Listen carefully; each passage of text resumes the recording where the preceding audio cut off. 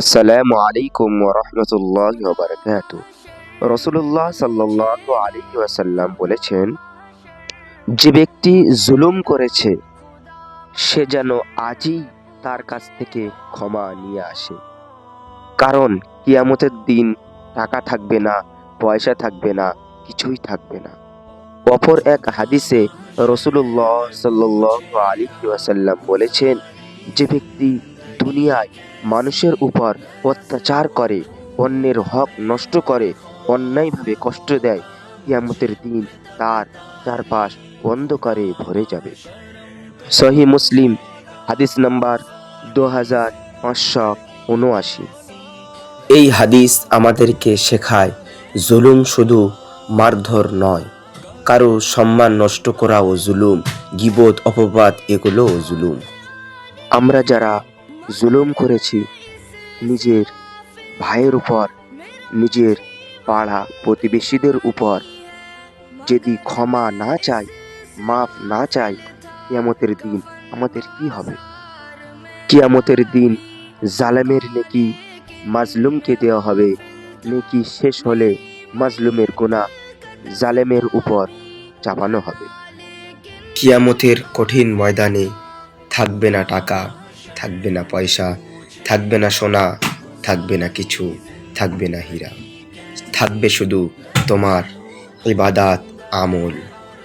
শরিয়াত অনুযায়ী এক গুরুত্বপূর্ণ বিষয় হলো হুকুকুল ইবাদ। আর আমরা সকলেই জানি হুকুকুল ইবাদ এর মধ্যেই জুলুম, অত্যাচার, পরনিন্দা, গীবত করা এগুলো হুকুকুল ইবাদের মধ্যে পড়ে। আল্লাহ পাক রব্বুল আলামিন নিজের হক হুকুকুল্লাহ ক্ষমা করতে পারেন, কিন্তু বান্দার হক হুকুকুল ইবাদ তিনি ক্ষমা করেন না। জুলুম করা, অত্যাচার করা এগুলো আল্লাহ পাক রব্বুল আলামিন ক্ষমা করবেন না।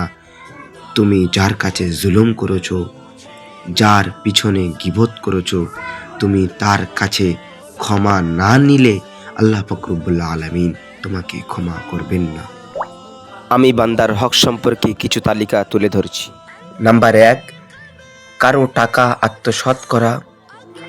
নাম্বার 2, ধার নিয়ে ফেরত না দেওয়া। নাম্বার 3, ওজনে কম দেওয়া। নাম্বার 4, গীবত করা।